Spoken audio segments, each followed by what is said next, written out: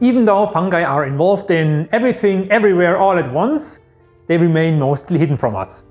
Their fine mesh network of cell filaments is just too thin and ethereal to notice. And plus, they mostly grow inside of things, mostly in the soil.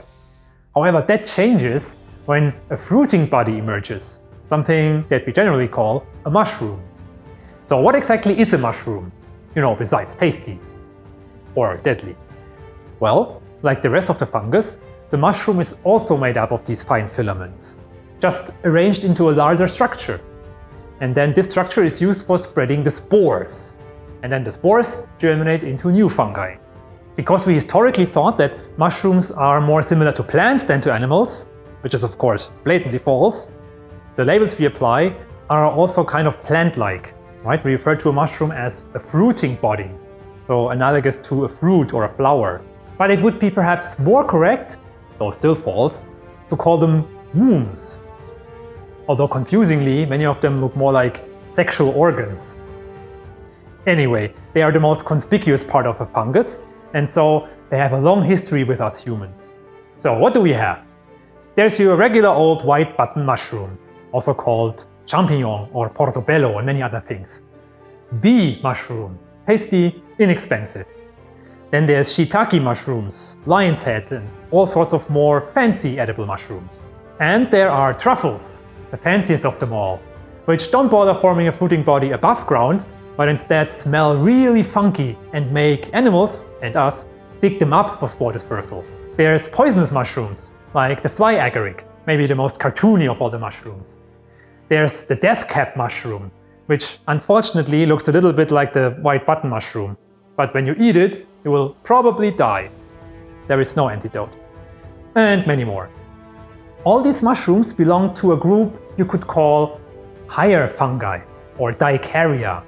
Most fungi you will encounter belong to this group, although there are a few others, like some of the zombie fungi I will discuss later, or the so-called chytrid fungus, little pot fungus, which is interesting for two reasons. First, it still has cells with flagella, which confirms that fungi are opisthokonts like animals, even though all other fungi groups have lost their flagella. And second, one peculiar species, the amphibian chytrid fungus, is responsible for a horrible disease in amphibians, which sort of dissolves their skin and is responsible for the extinction of several amphibian species already. People talk about an amphibian apocalypse. It's really serious and was caused by humans spreading that chytrid fungus to ecosystems that were not equipped to deal with it.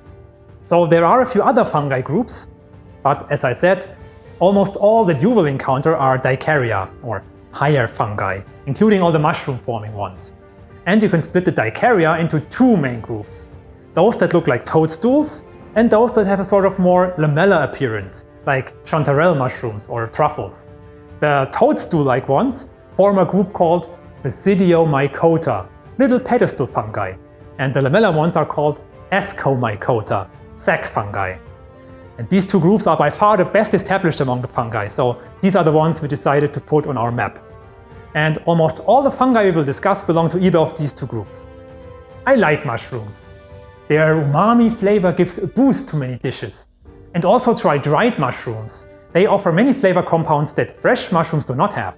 But keep in mind that they are just the fruiting body of the actual fungus.